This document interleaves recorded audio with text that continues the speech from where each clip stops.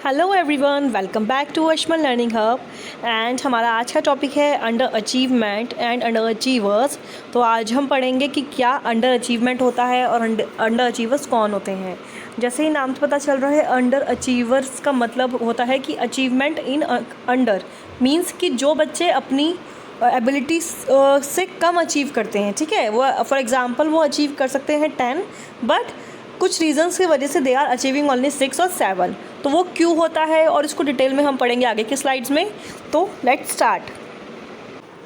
So what is under achievement? In basic terms, underachievement is seen as a discrepancy between a student's academic potential and how he or she is actually performing in school. तो वही मैंने आपको बताया अभी कि under achievement क्या है। Under achievement का मतलब हुआ कि एक बच्चा फॉर एग्जांपल बहुत अच्छा अचीव कर सकता है, बट कुछ रीजंस की वजह से ही इज़ नॉट अचीविंग, है ना। तो इसमें लिखा है डिस्क्रिपेंसी आ गया है, डिफरेंस आ गया है उसके एकेडमिक पोटेंशियल, यानी कि जो उसमें पोटेंशियल है उसमें और उसकी परफॉर्मेंस के बीच में, है ना। तो ये हुआ अंडर अचीवमेंट। और ये जो पोटेंशियल है ये हम परफॉर्मेंस इंटेलिजेंस की परफॉर्मेंस के बेस पे रिवेल कर सकते हैं। ठीक है, और हम ऑब्जर्व कर सकते हैं बच्चे में कि हाँ ये बच्चा बहुत इंटेलिजेंट है, बहुत अच्छा परफॉर्म करता है और चीज़ों में, बट कुछ रीजंस की वजह से why he is not performing in academic terms. Okay, तो that is your underachievement. अब अंडर अचीवर्स, तो सिंपल सी बात है, जो बच्चे अंडर अचीवमेंट कर रहे हैं वो हो गए हमारे अंडर अचीवर्स। अंडर अचीवर कौन है? एक person who fails to achieve their potential और doesn't do as well as expected by their peers. मतलब जो उसके पीयर्स उससे एक्सपेक्ट करते हैं, जो उसका पोटेंशियल है उसके अकॉर्डिंग वो काफ़ी ज़्यादा कम अचीव कर रहा है, तो वो हो जाएगा हमारा underachiever. A stock which achieves poor profit और capital gains despite sound underlying business and assets में बी कॉल्ड अंडर अचीविंग। और ये एग्जाम्पल दे रखा है इसमें कि फॉर एग्जाम्पल कोई स्टॉक है, उसका प्रॉफिट बहुत कम हो रहा है, कैपिटल गेन बहुत कम हो रहे हैं, बावजूद के कि उसका जो बिजनेस है और एसेट्स हैं वो बहुत अच्छा है, तो वो हो जाएगा हमारा अंडर अचीविंग। तो अंडर अचीवमेंट क्या हुआ? कम अचीव करना, अपनी क्षमता से कम अचीव करना। अंडर अचीवर्स कौन हुए? जो कम अचीव कर रहे हैं अपने पोटेंशियल से। और अंडर अचीविंग क्या हुआ? जो भी चीज़ हम प्रॉफिट या फिर कोई भी जो हम कम अचीव कर रहे हैं, that is are underachieving. अब कुछ करेक्टरिस्टिक्स दे रखे हैं इसमें अंडर अचीवर्स के, अब हम इनको पढ़ते हैं। अब आते हैं करेक्टरिस्टिक्स। करेक्टरिस्टिक्स में फर्स्ट पॉइंट है inconsistent pattern of achievement in school work subjects, यानी कि इरेगुलर पैटर्न है स्कूल वर्क में, यानी कि जो अचीवमेंट उसको करनी चाहिए उसके पोटेंशियल के अकॉर्डिंग वो अचीवमेंट नहीं हो पा रही है।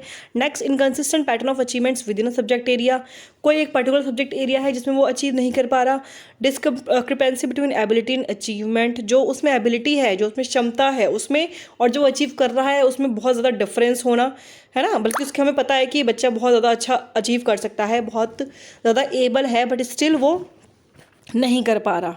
नेक्स्ट, लैक ऑफ कंसंट्रेशन नहीं होता उसका एक जगह पे। डे ड्रीमिंग, यानी कि सपने देखता रहता है ना। आप पढ़ा रहे हो बट उसका दिमाग कहीं और ही चल रहा है। Clowning and other work avoidance strategies, बहाने बनाता रहता है बच्चा काम ना करने के, है ना। कभी कुछ कह देगा कि मैडम मेरे पेट में दर्द हो रहा है, या फिर कुछ है ना। बहुत सारे उसके पास बहाने होते हैं काम को कंप्लीट ना करने के। ये कुछ कैरेक्टरिस्टिक्स थे उसके अंडर अचीवर्स के। एक कैरेक्टरिस्टिक्स आता है, they may feel frustrated by lack of opportunities for creative self expression and independence, यानी कि उनको क्या लगता है, उनको ये लगता है कि उन्हें अपॉर्चुनिटी नहीं मिल पा रही है ताकि वो अपने आप को खुल के एक्सप्रेस कर सके, है ना। और इंडिपेंडेंस उनको नहीं दी जा रही है जो उन्हें चाहिए।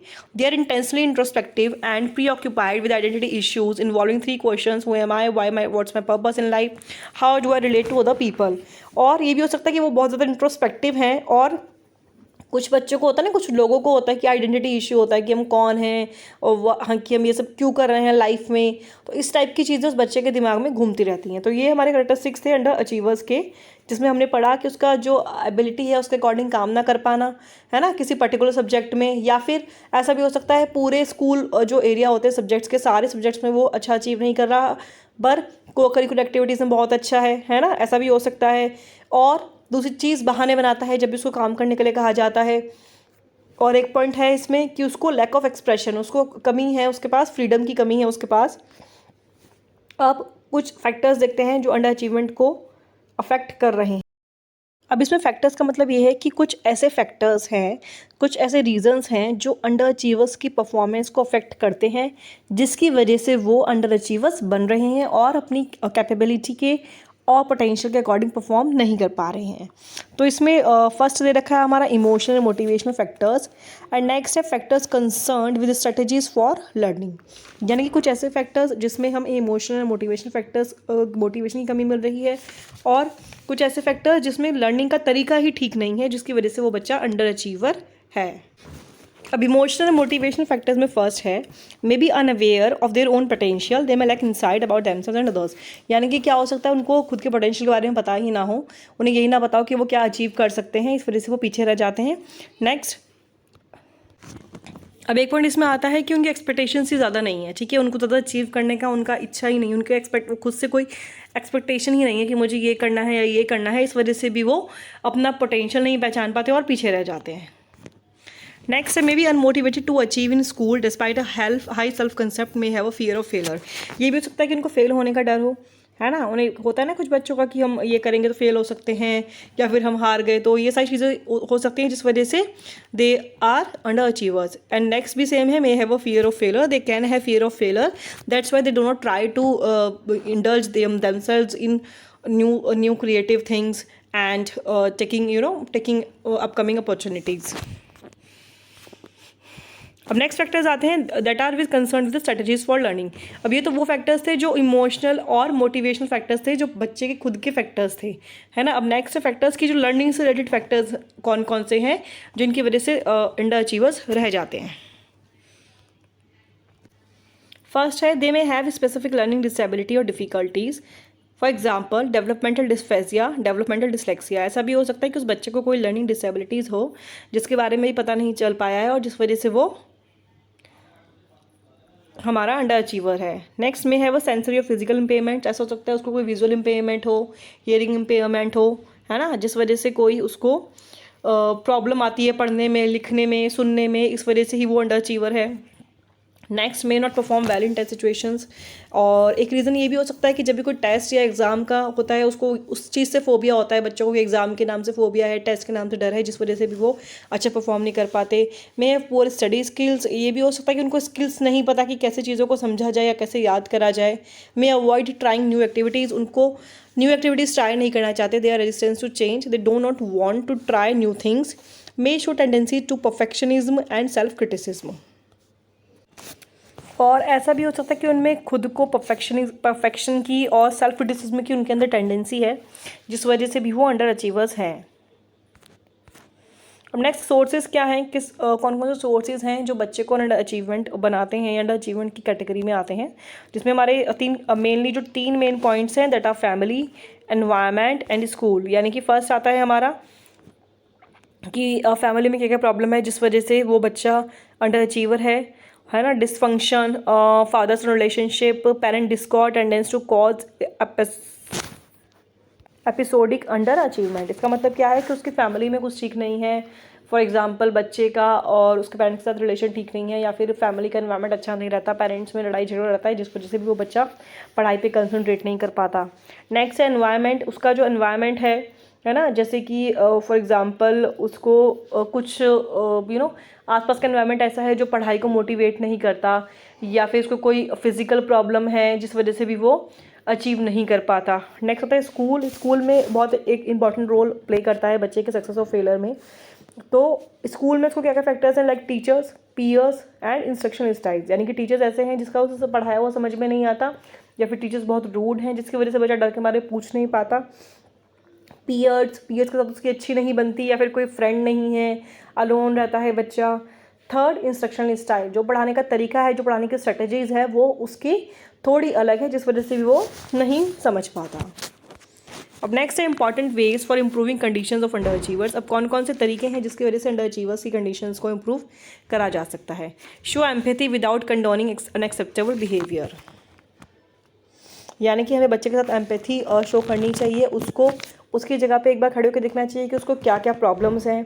Next, calmly expose and confront self serving attempts to manipulate the people, और हमें एक्सपोज करना चाहिए उसके अंदर जो प्रॉब्लम्स हैं, धीरे धीरे करके उस बच्चे को बताना चाहिए कि हाँ आप इस चीज़ में ऐसे इम्प्रूव कर सकते हैं, या फिर आपको अपने अंदर ये चीज़ इम्प्रूव करनी है।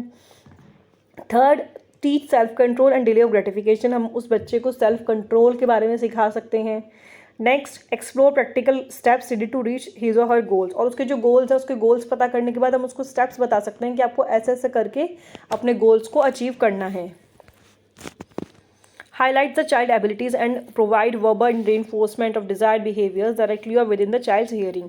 और हम क्या कर सकते हैं, और हम उस बच्चे के जो एबिलिटीज़ हैं, अगर एक टीचर होने के नाते आपको पता लगे कि हाँ इस बच्चे में ये एबिलिटीज़ हैं, तो हमें क्या करना चाहिए, उसकी उन एबिलिटीज़ को हाईलाइट करना चाहिए, उसको मोटिवेट करना चाहिए कि वो अपनी उन एबिलिटीज़ और उन स्किल्स को इम्प्रूव करे बिना किसी डर के, और उसको बाबा वर्बल रेनफोर्समेंट दे, उसको बाबा मोटिवेट करें, है ना, वेरी गुड बोल के। अगर वो आपको पता है कि बच्चा कम रिस्पॉन्स कर रहा है क्लास में, उसने एक बार रिस्पॉन्स करा, चाहे गलत करा हो या सही करा हो, तो आपको उस तरीके से आपको रिप्लाई करना है कि वो बच्चा दोबारा क्लास में बोल सके, है ना, अपने आप को हेजिटेट फील ना करे।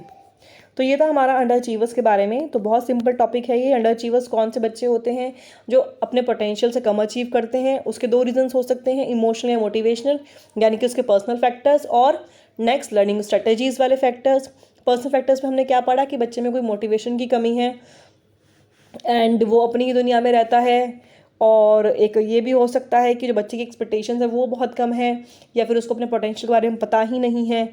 और जो स्ट्रेटेजीज फॉर लर्निंग है, लर्निंग में ऐसा हो सकता है कि उसकी लर्निंग में कोई लर्निंग डिसेबिलिटी हो, या उसको जो टीचर का इंस्ट्रक्शन का स्टाइल है वो समझ नहीं आता। ये हमने पढ़ा, और हमने इसमें पढ़ा कि हम कैसे इम्प्रूव कर सकते हैं कंडीशंस को, है ना। तो बहुत सिंपल टॉपिक है ये, ज़्यादा इसमें से शॉर्ट नोट्स ही आ सकता है, शॉर्ट नोट्स भी नहीं आएगा तो आपका ये एक मेन हेडिंग के अंदर क्वेश्चन आ सकता है। तो आज का वीडियो यहीं ख़त्म करते हैं, मिलते हैं आप लोगों से नेक्स्ट वीडियो में। तब तक के लिए thank you so much, and please अगर अपने चैनल को सब्सक्राइब नहीं करा है तो चैनल को ज़रूर सब्सक्राइब करें एंड वीडियो को शेयर ज़रूर करें। Thank you so much.